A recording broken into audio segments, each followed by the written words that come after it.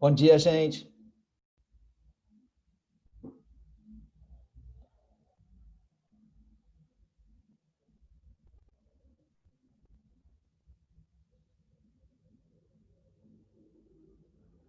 Bom dia, Priscila. Tudo bem? Bom dia, Nicole, Taine, Bruno, Isabel, Giovana, Camille. Sextou. Ai, ai. É um sextou meio xoxo, né?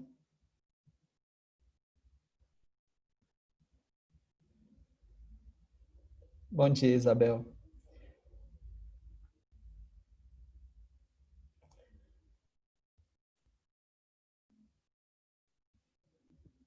Como sempre, vamos esperar só um pouquinho, a gente começa a aula.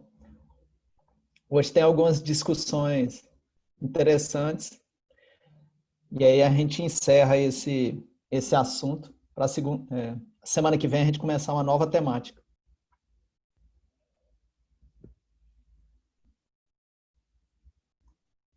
Ah, ah, boto fé.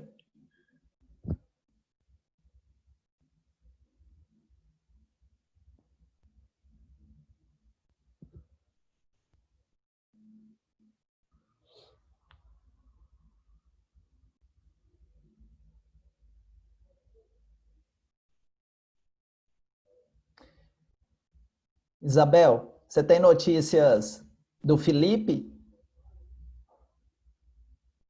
Não? Ué, ele tá sumido. Alguém tem notícia do Felipe?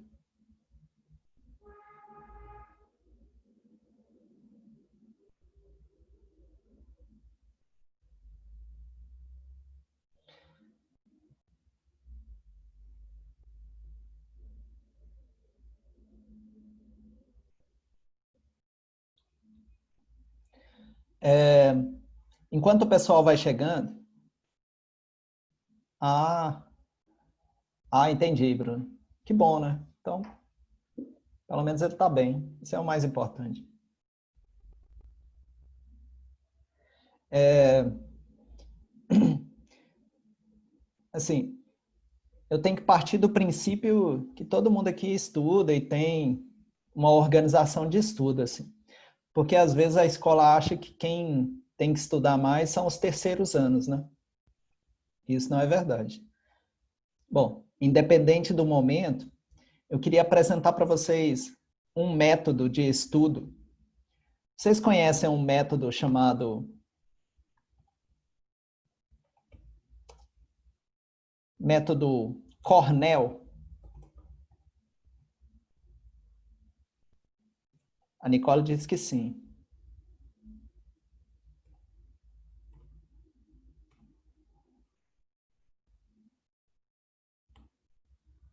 Você usa ele, Nicole?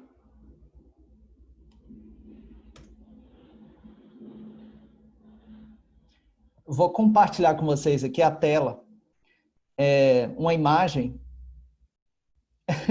Entendi. Vou compartilhar a imagem com vocês e eu explico rapidinho. Isso não vai tomar aula de vocês, não. Pode ser que, de repente, para o ano que vem, ou quando vocês forem fazer algum concurso, ele é, ele é muito bom e pesquisas indicam que há uma porcentagem maior de aprendizagem e de decorar os conteúdos usando o método Cornell. Deixa eu achar a imagem aqui. Eu achei essa imagem no Pinterest.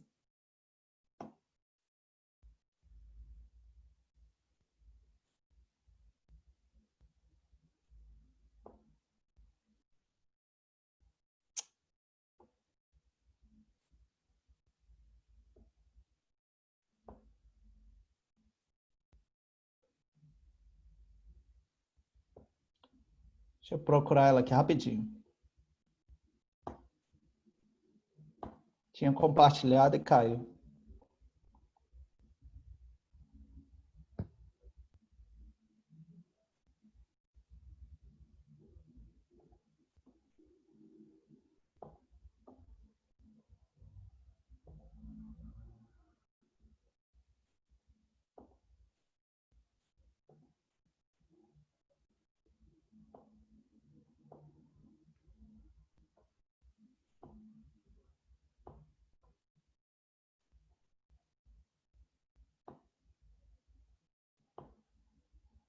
Vocês estão vendo essa imagem? Todo mundo está vendo uma imagem de uma folha e lá em cima escrito método Cornell? Eu não estou vendo o bate. Ótimo. Como é que vocês fazem no método Cornell? Para quem entrou depois, são 8h05. Essa aula vai até 8h45. Vou tirar só 2 minutinhos para explicar um método bacana.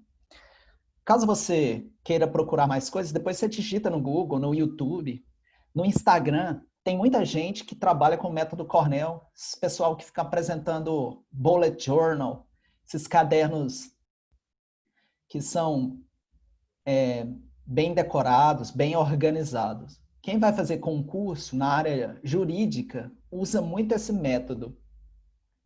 Onde está método Cornell, vocês vão colocar o título do conteúdo. Sei lá, no caso hoje, escravidão e resistência. Traça uma linha, coloca ali a data, o dia, passa uma linha e coloca do lado revisão, do outro lado anotações e embaixo resumo. Parece simples, mas só de organizar o caderno dessa forma já há uma diferença no seu aprendizado. A diferença é de mais ou menos 15% de aprendizagem. Então fica uma dica para vocês aí. Eu vou interromper o compartilhamento para a gente começar a aula. A Nicole está dizendo que as letras têm que ser bem pequenininhas. Se for uma pessoa com a letra grande, tem que tentar fazer bem caprichado, bem reduzidinho para caber no espaço. Bom, um ótimo dia para vocês. Fim de semana está aí. Um ótimo fim de semana, se não der para a gente se despedir. Eu queria começar a aula falando de 2 coisas. Vocês se lembram que eu sempre falei de política em sala de aula. Então, eu queria manter vocês atualizados sobre 2 questões. Professor, e a aula? Isso tem a ver com a aula. Primeiro, a indicação nos Estados Unidos da Kamala Harris para vice-presidente do Joe Biden. Vou repetir aqui. Professor, o que você está fazendo? Vou fazer alguns comentários sobre a atualidade. E dentro desses comentários, sinto muito, Isabel, meus sentimentos, viu? Ela vai ficar bem, tenho certeza disso.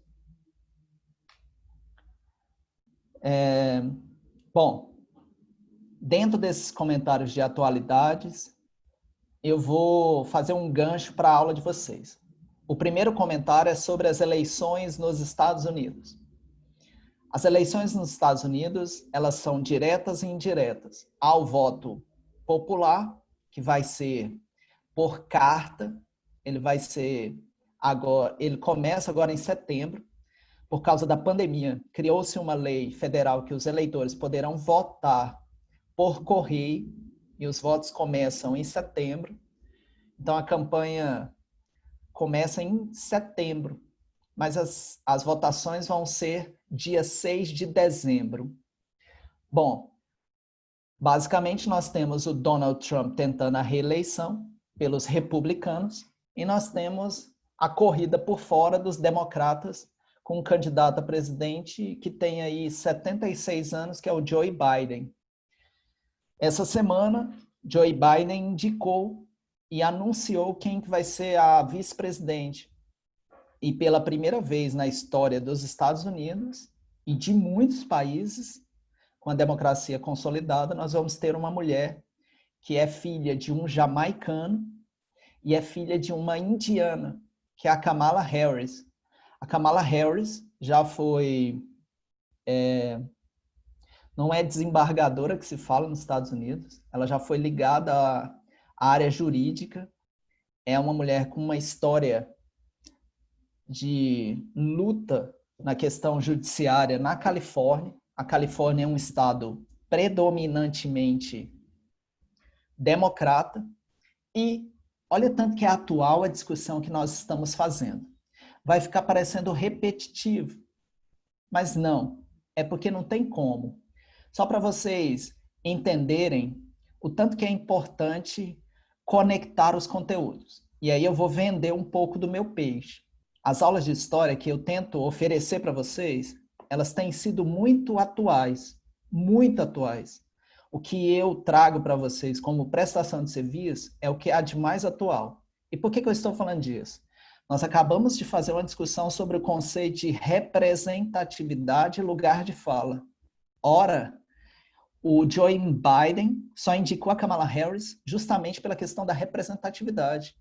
Se nós pegarmos o eleitorado feminino nos Estados Unidos, ele equivale a 50,1% de acordo com a BBC News do Brasil. Se a gente pegar o eleitorado negro, ele equivale mais ou menos a 13,9%.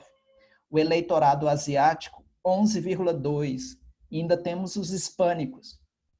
Para ganhar esses eleitores, o Joe Biden deu uma cartada, usou um coringa e jogou bem jogado, escolhendo como vice uma mulher que vai energizar votos do eleitorado feminino, vai energizar votos do eleitorado negro e vai energizar votos do eleitorado asiático. E, nesse sentido, eles se identificam. E temos que entender e somar a essa análise o fato que lá, se eu não me engano, 23 de maio, acho que foi isso. Bom, talvez esse número está errado. Ocorreu o assassinato do George Floyd em Minnesota.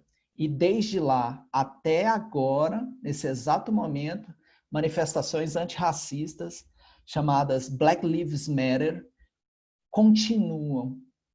Então, os negros, as mulheres, a comunidade LGBTQ+, setores imigrantes, hispânicos, asiáticos, todos eles não se identificam, portanto, eles não têm lugar de fala, portanto, eles não têm representatividade. Perceba bem o que eu estou falando nesse começo de aula. Eu estou usando dois conceitos para vocês que ajudam a entender as eleições nos Estados Unidos. Até as eleições, nós já vamos ter entrado num conteúdo muito atual, que é a independência dos Estados Unidos. Vai estar lá para o próximo de novembro, dezembro. Então, quando a gente estiver discutindo, a gente vai fazer um grande debate, uma discussão profunda sobre a democracia nos Estados Unidos, sobre os valores, sobre as eleições e sobre os democratas e republicanos. Então, vai ser muito atual. Esse era um comentário que eu queria fazer. O outro comentário é muito atual. Saiu ontem na Folha de São Paulo a pesquisa recente. Professor, mais política? Sim, velho. A aula de história tem que ser política. Professor, mas eu não gosto. Você não gosta porque fizeram você não gostar. E a gente, às vezes, não gosta porque a gente não entende. Mas quando as coisas, as peças desse quebra-cabeça vão se encaixando, a gente vai entendendo. E aí a gente vai ficando mais crítico e paramos de ser alienados pelas, sei lá, mídias, meios de informação, os grupos de WhatsApp do tiozão. Bom, saiu ontem, na Folha de São Paulo, pesquisa recente mostrando que a aprovação do atual presidente do Brasil, Jair Messias Bolsonaro, está muito alta. Com a atual aprovação dessa pesquisa, ele seria reeleito em 2022. Quais são os fatores que explicam essa aprovação? Na minha visão, e baseado no pensamento de um pesquisador chamado Marcos Nobre, são 4 fatores que explicam. O fator mais objetivo é a ajuda emergencial de R$600. O outro fator é os setores conservadores e protestantes, principalmente setores neopentecostais.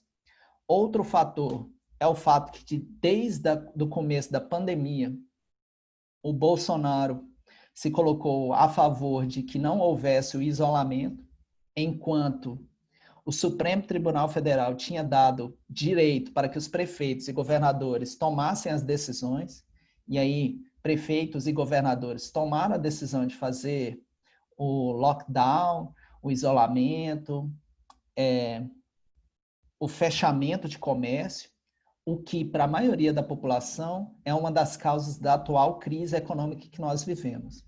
Então, o Bolsonaro acabou tomando uma atitude que fez com que a população ficasse contra os prefeitos e contra os governadores, porque após tantos meses de pandemia e a morte de mais de 100 mil pessoas, a população a gente tem no Brasil mais ou menos 210 milhões de pessoas.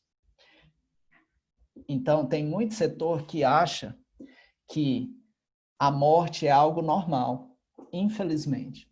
Então, tipo assim, aquele pensamento que não é o que o Francisco pensa, tá? É um assunto delicado. Que pensa assim, não, todo dia morre gente mesmo. Não, gente, esse cara ia morrer mesmo, é velho.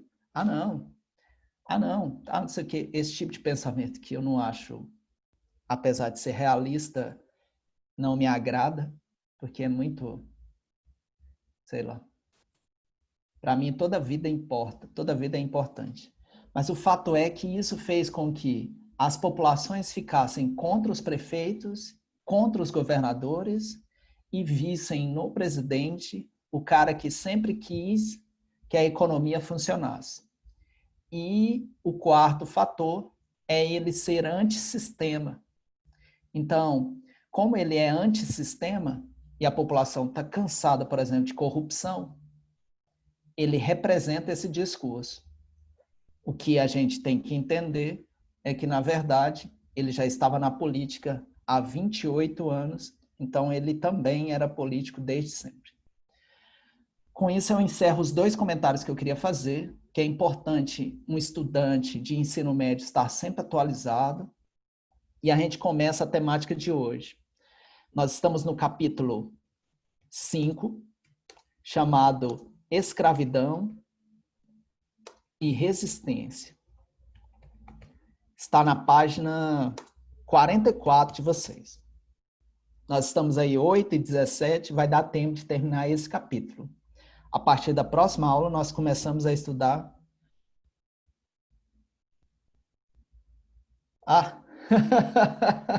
Tem nada não, Eduardo. A partir da próxima aula, nós começamos a estudar a produção açucareira. Depois nós vamos estudar a questão da entrada para o sertão, depois a invasão holandesa no Brasil, e aí a gente já está quase acabando o Brasil colônia. E aí depois a gente começa a entrar em conteúdos de história geral, iluminismo, Revolução Industrial, independência dos Estados Unidos, que é o que eu tinha falado para vocês, e lá no finalzinho do ano, um dos conteúdos que eu acho mais importante em todo o ensino médio, Revolução Francesa. Bom, quando se fala em escravidão e resistência no Brasil, a gente... Tudo bem, Isabel, não tem problema. Sinto muito, viu? Se você quiser, sei lá, ficar de boa, não assistir a aula, ouvir uma música e tal, pode ficar tranquilo aí. Precisa ficar aqui não. Pode ficar de boa. Bom, então, nós fizemos a discussão sobre o fato dos caras serem sequestrados do continente africano e tragos para o Brasil. Não vou voltar nisso. Quando os caras chegavam no Brasil, eles eram vendidos basicamente para 3 regiões: Bahia, Pernambuco e Rio de Janeiro. Havia muitas outras regiões, mas a concentração de mão de obra escrava ficava nessas áreas porque eram as maiores produtoras de cana-de-açúcar. Depois vai haver uma transição. Durante um certo período da história do Brasil, nós vamos ter o ciclo do ouro. Então, os escravos vão ser usados na mineração. E depois, nós vamos ter o ciclo da produção de café. Aí, os escravos vão sair das lavouras de cana-de-açúcar e vão ser usados nas plantações de café. Isso lá no século XIX. Mas no começo da colonização, no século XVI, foi predominantemente na produção de cana-de-açúcar. Um escravo, um africano, sequestrado e escravizado no Brasil, ele tinha uma expectativa de vida de 10 anos. O trabalho era muito pesado. Em alguns locais, ele durava de 6 a 8 a 10 anos. Nós sabemos que havia uma divisão, e isso eu vou mostrar as imagens para vocês depois. Nos engenhos, ou seja, nas plantations, nas produções de cana-de-açúcar, havia a casa grande, onde morava o senhor e a família. Alguns escravos trabalhavam ali, e havia um local que era tipo uma prisão para os escravos, chamado senzala. Dentro da senzala, eles ficavam trancafiados. A média de horário de trabalho de um escravizado no Brasil era de 12 a 14 horas. Eles se alimentavam muito mal. O padre, se eu não me engano, Antônio Vieira, num livro chamado Opulência e Produção, uma coisa assim, ele diz que os escravos no Brasil se reduziam a 3 P's. P de pão, P de pau e P de pano. O que ele quer dizer com isso? Os escravos comiam muito mal, os escravos apanhavam demais e os escravos usavam trapos. Há uma foto clássica, lembrando que a fotografia foi criada em 1830 e alguma coisa, se eu não me engano, 35 ou é 39. Então tem uma foto muito clássica de um senhor no século XIX com vários escravos do lado. Um detalhe que faz toda a diferença é você olhar para os pés de um escravo. O calçado era uma marca social entre os escravos. Aqueles escravos que você vê em imagens calçados é porque eles alcançaram a alforria, ou seja, a liberdade.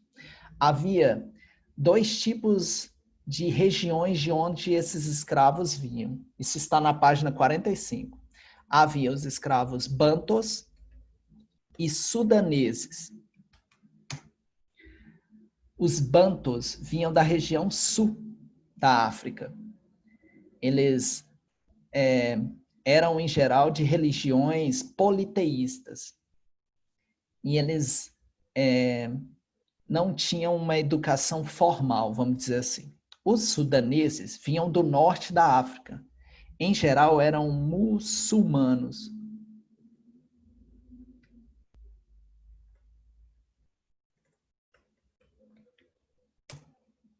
Portanto, esses caras sabiam falar o árabe e há relatos de escravos que vinham para o Brasil que eram filósofos, que eram arquitetos, que eram professores.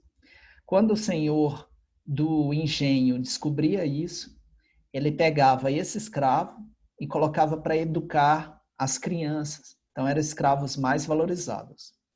Depois que o cara chegava no Brasil, o cara era dividido em 3 grupos. Então, eu vou colocar aqui 3 grupos. Isso está na apostila de vocês. Havia os escravos que eram os boçais. Havia os escravos que eram os ladinos. E havia os crioulos. Vou explicar cada um. Boçal, se você pegar assim na linguagem simples e a gente for conversar, a pessoa em geral fala assim, nossa, aquele cara é muito boçal. Nossa, aquela mina é muito boçal. O que dá a ideia de alguém que é metido, que é arrogante, que se acha o maioral, o superior. Na verdade, o boçal entre os africanos que chegavam no Brasil, era aqueles que ainda não tinham contato com a cultura que havia no Brasil, não havia contato com a língua que havia no Brasil, que era o tupi-guarani, um pouco de português, o português de Portugal, no caso, um português mais arcaico, mais antigo. Então, eles eram os boçais. Esses escravos eram mais baratos. porque eles ainda não tinham se adaptado à realidade brasileira. Os ladinos, por sua vez, já tinham se adaptado, já sabiam como funcionavam as plantações, já falavam a linguagem que era falada no Brasil, então eles eram mais valorizados. E os crioulos eram filhos de escravos que tinham nascido no Brasil. Então eles já tinham se adaptado há mais tempo ainda do que os ladinos. Até aqui alguma dúvida? Algum comentário?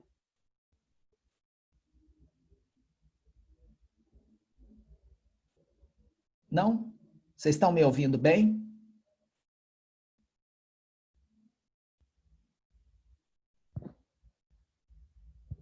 Conversa comigo. Deu para estar de boa, professor. De boa. Bom, então nós temos esses 3 tipos de escravos. Não se esqueçam isso. Bantus e sudaneses eram as regiões de onde vinham os escravos. Os sudaneses eram os muçulmanos. E os bantus vinham do norte, perdão, do sul da África. Aí, quando chegavam no Brasil, eles eram divididos em 3 grupos. Os boçais, que eram os recém-chegados, os ladinos, que já viviam aqui há algum tempo, e os crioulos, que eram filhos de escravos ladinos. Se a gente for pegar valores, os boçais eram os mais baratos, os ladinos um pouco mais caros e os crioulos mais valorizados.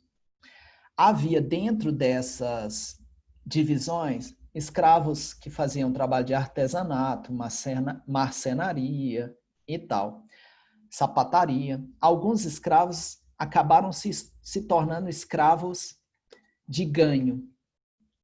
Essa expressão ela é muito importante. E o que significa? Imagine que eu seja um sapateiro. Professor, o quê? Um sapateiro. Vamos imaginar que eu more em Vila Rica. Vila Rica, professor, atualmente se chama Ouro Preto, em Minas Gerais. Eu moro na cidade de Ouro Preto, sou um sapateiro e tenho lá meus 60 anos, 65. Lembrando que a expectativa de vida no Brasil, até mesmo entre os portugueses, os brancos, era baixa. Se atualmente a nossa expectativa de vida no Brasil é de 76 para as mulheres e de 72, 73 para os homens, naquela época, há 400, há 500 anos atrás, ela era bem menor. Uma pessoa que chegasse aí nos 50 anos, ele estava com uma cara de que hoje alguém tem 80 anos. Então, imaginemos que eu cheguei ali nos 60 anos. E o trabalho está muito cansativo para mim. E aí eu comprava um escravo aí de 20 anos. Juntava um dinheiro e, de preferência, comprava um crioulo, bem novinho. Professor, você está sendo racista. Não, eu estou usando os conceitos. Bom, eu comprava um crioulo, e aí agora vocês sabem o que significa crioulo, conceitualmente falando, de uns 12, 14 anos.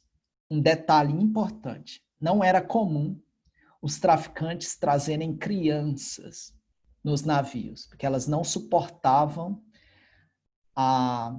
as condições da viagem, elas morriam. Mas há exemplos históricos de senhores de engenho que compravam crianças. Saiu uma vez, professor, e o exemplo que você ia dar? Eu vou dar, mas eu não posso perder esse aqui. Saiu uma vez uma matéria na revista do Museu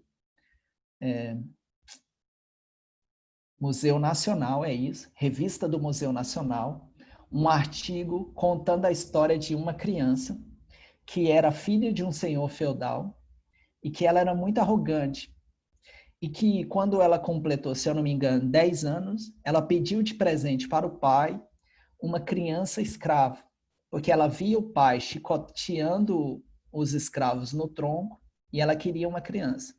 Berrou, berrou, fez pirraça, até que o pai pediu a um traficante que trouxesse uma criança. Deu essa criança para outra criança.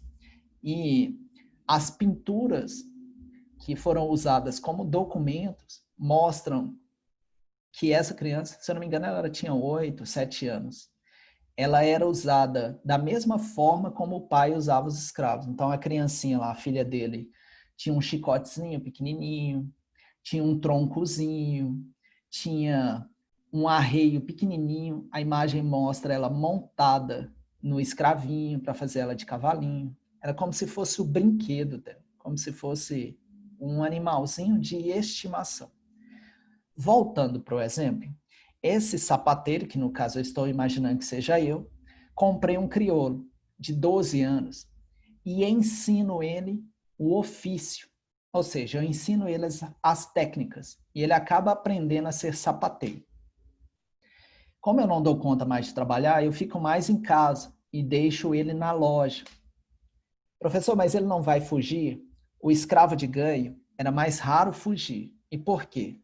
Porque depois que ele aprendia um ofício, ele passava a prestar o serviço e ganhar o dinheiro e repassava o dinheiro para o senhor.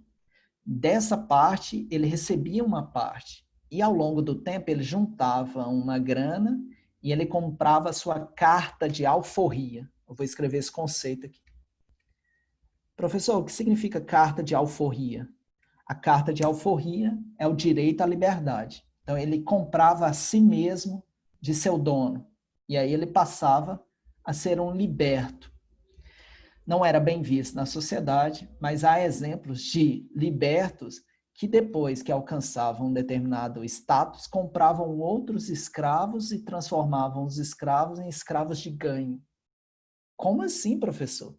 Nós não podemos esquecer que lá na África havia etnias que eram inimigas de outras etnias. Então, quando coincidia de algumas etnias virem no mesmo navio, que isso era muito comum, os escravos, lembrando dos atritos, das disputas lá da África, eles faziam questão de humilhar os outros comprando ele. No entanto, isso era muito raro. Por quê? Porque quando chegava no Brasil, os caras acabavam desenvolvendo uma consciência racial e percebiam que mesmo lá, tendo atritos, aqui todos eles eram iguais, eram violentados, eram torturados, sofriam e não tinham liberdade. Portanto, as diferenças culturais que havia lá desapareciam aqui.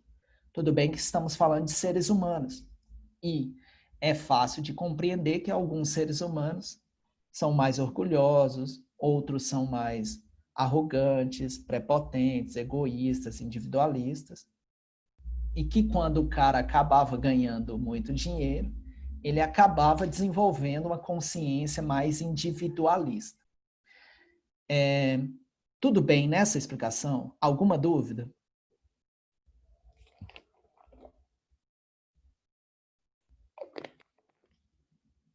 Vocês estão caladinhos, eu preciso saber.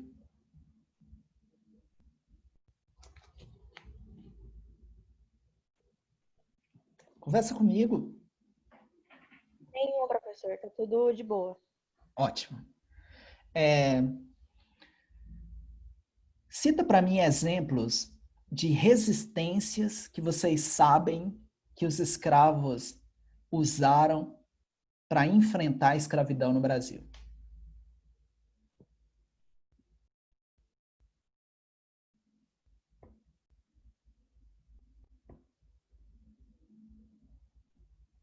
O Otávio está dizendo a capoeira. Sim, correto. O que mais? Sim, perfeito, Otávio.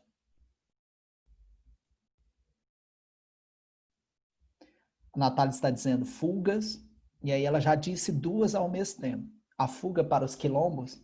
Então, fugir era uma técnica e formar quilombos era outra técnica. Professor, não sei o que é um quilombo. Daqui a pouquinho eu vou explicar, falando do maior de todos, que é o quilombo de Palmares. Massa, Natália, isso aí. Então já temos uma forma de luta, que é a capoeira, já temos fugir e já temos a formação de resistência no meio das matas, das serras, das montanhas. O que mais?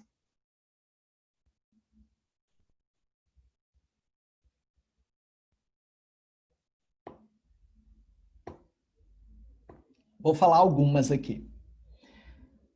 Era muito comum uma mulher, quando ela engravidava, dela fazer práticas abortivas, seja tomando ervas, que ela acabou aprendendo com os indígenas, seja inserindo em seu corpo varas, por exemplo, uma varinha de uma goiabeira, porque ela acreditava que, ao inserir, ela mataria o feto e ele cairia. É óbvio que isso vai causar uma hemorragia interna e ela vai vir a óbito também. Algumas mulheres conseguiam abortar usando algumas raízes. Sim, Giovana, vou explicar essa agora, mas está correto. Então, o aborto era uma prática de resistência. Eu já expliquei para vocês, mas só vou reforçar, caso alguém não participou dessa aula. A ideia dessa mãe era a seguinte: se eu não tenho liberdade, é melhor eu tirar a vida desse futuro ser humano, porque quando ele nascer, ele vai ter essa condição sem liberdade. E eu não quero isso para ele. Então, ela abortava. E isso é interessante pensar como isso é uma questão que permanece no Brasil. Determinados setores abortam, mesmo o aborto não sendo descriminalizado no Brasil, e a gente sabe que outros setores vão para clínicas chiques, que o aborto causa a morte de dezenas de centenas de mulheres que acabam fazendo abortos, entre aspas, em açougues, em fundos de quintal, e que mulheres chiques que acabam se colocando nas mídias sociais com aquele discurso hipócrita de que eu sou contra o aborto, quando engravida vai para clínicas particulares e faz todo o procedimento de forma bem feita e enfim. Além do aborto, havia as automutilações. Professor, e o comentário da Giovana? Eu vou explicar daqui a pouquinho. As automutilações eu sei de alguns casos, por exemplo, eu não sei se vocês já viram uma moenda de fazer... Pega lá aquela máquina de fazer caldo de cana na feira. Imagine aquilo do tamanho de um quarto, todo ele de madeira. A energia é um boi ou um cavalo. Sim. Imagine um boi puxando uma moenda. O escravo começava a pensar em todo o sofrimento dele e ele enfiava o braço na moenda e chicoteava o boi de tal forma que o braço dele ia triturando. Depois ele decepava o braço, os amigos pegavam um ferro quente e calcinava a ferida. Esse cara acaba de decepar o próprio braço. Se você imaginar a dor que é isso, mas ele fazia isso porque depois que ele fizesse isso, ele era inutilizado para o trabalho pesado. E provavelmente esse cara ia ser jogado para lá, depois de tomar umas belas de umas chicotadas, mas ele estava livre. Então, o sofrimento que esse cara sofria em nome da liberdade é algo de se pensar. A Giovana falou das tranças. Há muitos exemplos de mulheres que deixavam o cabelo afro crescer, formavam tranças como uma forma de resistência, não só cultural, como também para esconder objetos. Essa forma de resistência ela foi mais comum no ciclo da mineração, quando os escravos e escravas escondiam pepitas, pedras de diamante, esmeraldas, porque isso teve no Brasil, principalmente em 3 estados: o estado do Mato Grosso, o estado de Minas Gerais e, se você não sabe, o estado de Goiás. A cidade de Goiás, que fica aqui próxima, a 147, cento e poucos quilômetros, 150, era uma área de mineração de ouro e de diamantes.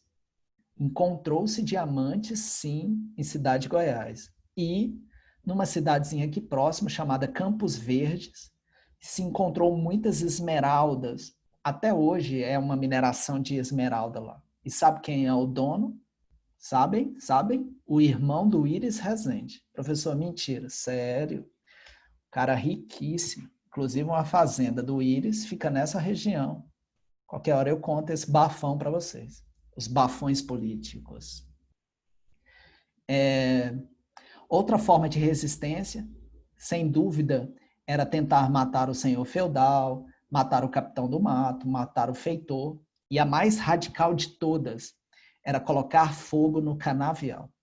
Imagine um canavial que saia do Padre Pelágio e vá mais ou menos até o terminal da Praça A, ou até o terminal do Jardim Novo Mundo. Professor, um canavial de 18 quilômetros? Velho, você nunca viu as plantações de soja no Mato Grosso? Elas são de 100 quilômetros, elas são de 50 quilômetros. Então, 18 quilômetros é razoável.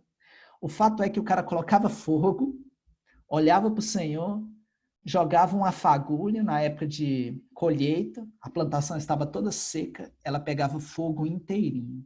Imagine o que esse cara faria com esse escravo. Os relatos são de 2 torturas. Uma já foi mostrada numa novela da Globo, pegava o escravo, não matava ele, mas com uma faca bem afiada, tirava toda a pele dele, passava melado de açúcar e jogava num formigueiro. E depois matava ele se ele não tivesse morrido. Pois não, Sabrina? Eu ouvi que eles até. Eu lembro de alguém falar que até tentavam sequestrar os senhores feudais para conseguir algum tipo de acordo com alguma coisa assim. E eles tentavam roubar algumas coisas também. Cometia suicídio ou assassinato dos senhores lá, ou então até se matavam entre si. Perfeito, correto. Só vou fazer uma correção. São senhores do engenho. Mas fora isso, está corretíssimo sua fala. Ah, tá. É que eu Não tem confundi. problema não. Não tem problema não. Mas está corretíssimo. Outra forma de tortura era emparedar a pessoa. Imagine que o senhor ia fazer uma construção, uma ponte, um moinho, um quarto. Quando algum escravo tentava fugir, ou tentava queimar o canavial, ou tentava matar ele, ou se suicidar, esse escravo era torturado e morto para servir de exemplo. No cimento, no meio do barro, eles jogavam o corpo e faziam as paredes com ele. Então, quando os escravos passavam por ali, vinha o crânio. Tudo bem que depois de anos ficou o crânio, mas aos poucos a carne ia apodrecendo. É óbvio que isso vai ter um odor forte, mas quando os escravos passavam ali, muito provavelmente o senhor deveria fazer piadinha, tipo, olha o que vai acontecer com vocês se vocês fugirem. Então, isso era muito comum. Infelizmente, era muito comum. Havia também o caso de algumas mulheres que seduziam os senhores. Isso não era muito comum, e isso merece uma discussão. Infelizmente, falta 2 minutos, porque senão dá uma ideia de que as mulheres acabavam gostando. Não se trata de prazer, se trata de resistência. Então, para a mulher, isso era nojento, mas era uma forma dela conseguir favores, conquistas, direitos, privilégios. Para uma mulher que era escrava e não tinha liberdade se submeter a isso, na minha visão, é ser muito forte, mas muito forte, porque em geral ela fazia isso em nome do filho, em nome da mãe, em nome do pai, em nome do irmão, em nome da ideia de liberdade, de resistência. Havia uma escrava que ficou muito famosa no Brasil, a aula já vai acabar, viu? Chamada Chica da Silva. A Chica da Silva, ela conquistou o intendente das minas em Ouro Preto. E ela conquistou tanta riqueza que ela tinha diamantes, que ela decorava o próprio cabelo dela. O cabelo dela era afro, muito grande, mas porque ela seduziu um cara que controlava a mineração de diamantes. Então ela tinha ele na palma das mãos. Dizem os relatos que ela era uma escrava muito bonita, que ela seduzia todos os homens e tal. Bom, é isso que eu queria falar para vocês, o capítulo 5. Obrigado pela participação. Um ótimo dia para vocês e um ótimo fim de semana, viu? Professor, para você também. Obrigado. Obrigado. Tchau, professor. Tchau, Felipe. Tava sentindo sua falta. Tchau, Natália. Tchau, professor. Tchau, Isabel. Melhoras para sua mãe, viu? Vai ficar tudo bem. Garanto para você.